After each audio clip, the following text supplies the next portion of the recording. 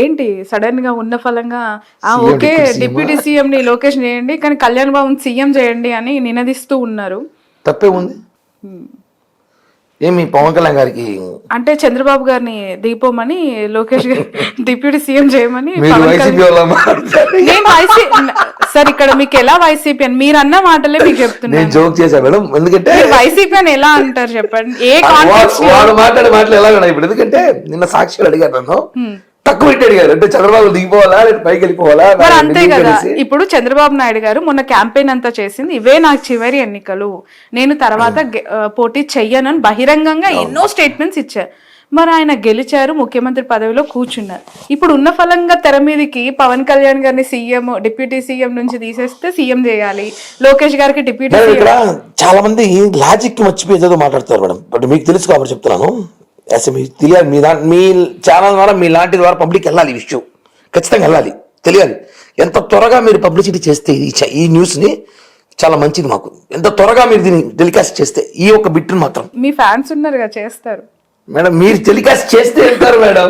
చేస్తామండి త్వరగా తప్పకుండా. మేడం పవన్ కళ్యాణ్ గారు నాట్ ఓన్లీ డిప్యూటీ సీఎం, అంతకు మించి ఏంటో పవర్ స్టార్ అంటేనా సార్, అది అందరికి తెలుసు. ఆయన క్రేజ్ ఎలా ఉంటుంది సినిమాలో పవర్ స్టార్. సరే, ఆయన క్రేజ్ ఎలా ఉంటుంది మేడం?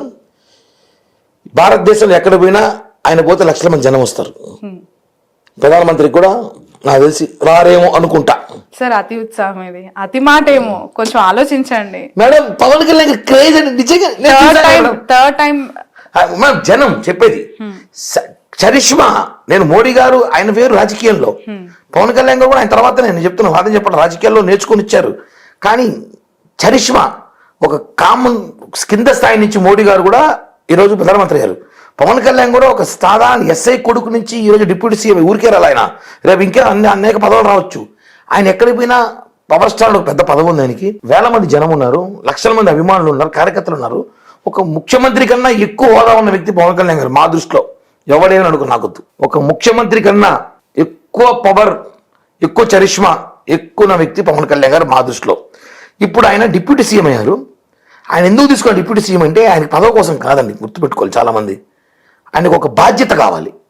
పంచాయతీ రాజ్ చాలా మెయిన్ శాఖ. ఏ రాష్ట్రంలో అయినా ముఖ్యమంత్రి గారి తర్వాత పంచాయతీ రాజ్ని డెవలప్ చేయాలి, గ్రామీణ అభివృద్ధి, అటవీ కాపాడాలి. ఇవన్నీ పవన్ కళ్యాణ్ గారికి చిన్నప్పటి నుంచి డ్రీమ్. ఆయనకి అవకాశం వచ్చింది, దాన్ని చేసుకుంటున్నాడు. డిప్యూటీ సీఎం హోదా పెట్టుకుని చేసుకుంటున్నాడు.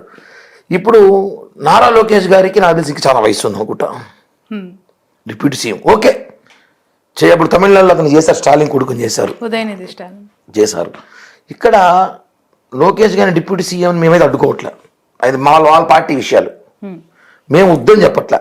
నిజంగా ఆయన డిప్యూటీ సీఎం చేస్తే హ్యాపీగా నేను వాళ్ళు బుకే ఇచ్చి శాల్వా కప్పి తిరుమల ప్రసాదం లడ్డు ఇచ్చి కంగ్రాట్స్ ఇప్పిస్తా.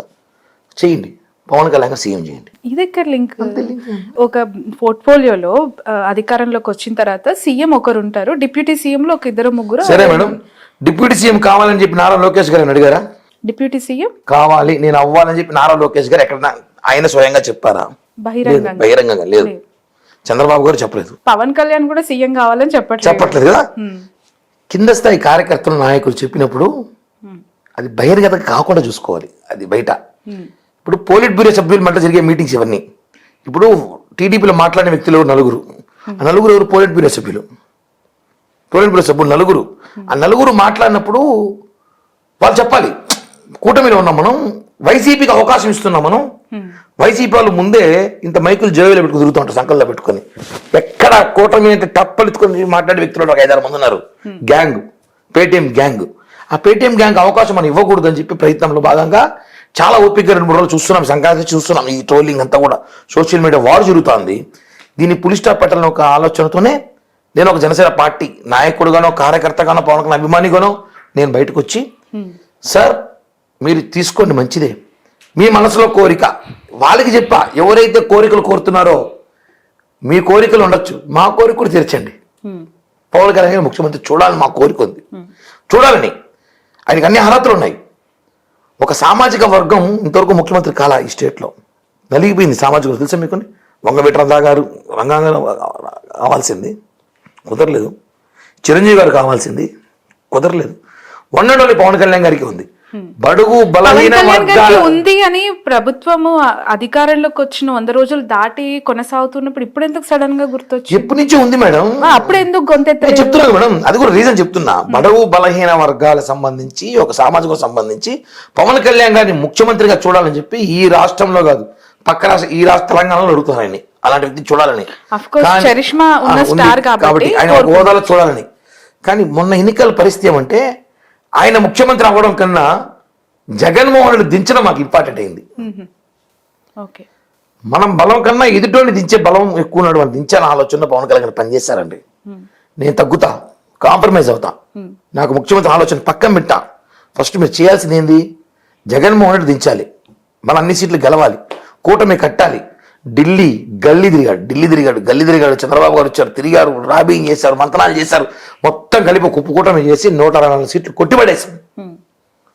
కానీ దీంట్లో ఒక ట్విస్ట్ ఉంది. ఇప్పుడు ఏది కూడా సరే మనము ఒక చిన్న 1000 రూపాయల ప్రాజెక్ట్ చేస్తున్నాం అనుకోండి, ముగ్గురు కలిపి, మనకు ఒప్పందం ఉంటుందా?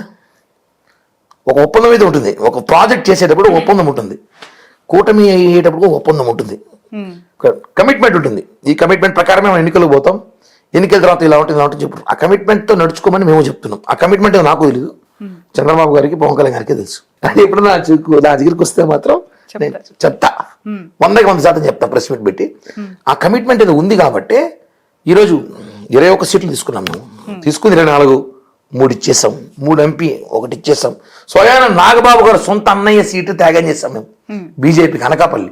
ఈ వేవ్లో గెలిచిపెట్టాడైనా, ఈ వేవ్లో నాగబాబు గారు గెలిచిపోయింటారు, ఎవరు పోటీ అయినా గెలిచిపోయింటారు. అలాంటి వేవ్లు వదులుకున్నాం మేము. ఎందుకో మేము కూటమికి వాల్యూ ఇచ్చాం, చంద్రబాబు గారికి వాల్యూ ఇచ్చాం, మోడీ గారికి వాల్యూ ఇచ్చాం. మోడీ గారి నాయకత్వంలో, చంద్రబాబు గారి సారథ్యంలో, పవన్ కళ్యాణ్ గారి సారథ్యంలో పనిచేసాం అందరం.